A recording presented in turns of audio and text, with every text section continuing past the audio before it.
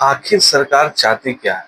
कभी छात्रों पर बोझ डालती है, तो कभी आम जनता पर, जो लोग ईमानदारी से मेहनत करके अपना रोजगार चला रहे हैं।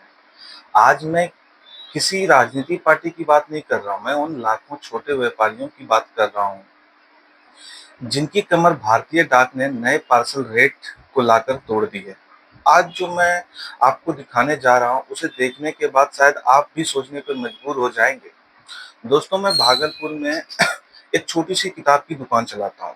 हम पूरे भारत में लोगों तक ओरिजिनल हिंदी किताबें पहुँचाते हैं। हमारा मकसद सिर्फ किताबें बेचना नहीं है, बल्कि ज़्यादा से ज़्यादा लोगों तक किताबें पहुँचाना है, ताकि हिंदी साहित्य को बढ़ावा मिले। हमने हमेशा ऑनलाइन में फ्री डिलीवरी ही रखा है, थोड़ा कम कमाया, लेकिन अपने ग्राहकों से ज़्यादा पैसे नहीं लिए।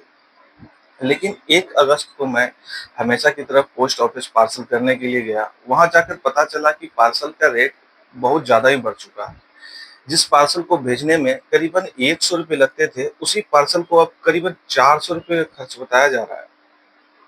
पहले तो मुझे लगा शायद कोई गलती हुई होगी, लेकिन जब नया रेट चार्ट देखा, तब समझ में आया कि यह नया नियम लागू हो चुका है।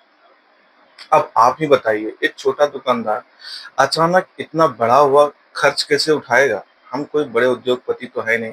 हम मेहनत करते हैं, उसी से टैक्स भरते हैं, ईमानदारी से अपना घर चलाते हैं। अगर पार्सल भेजने का खर्च इतना ज़्यादा बढ़ जाएगा, तो हम लोग सस्ती से सस्ती किताब कैसे बेच पाएँगे?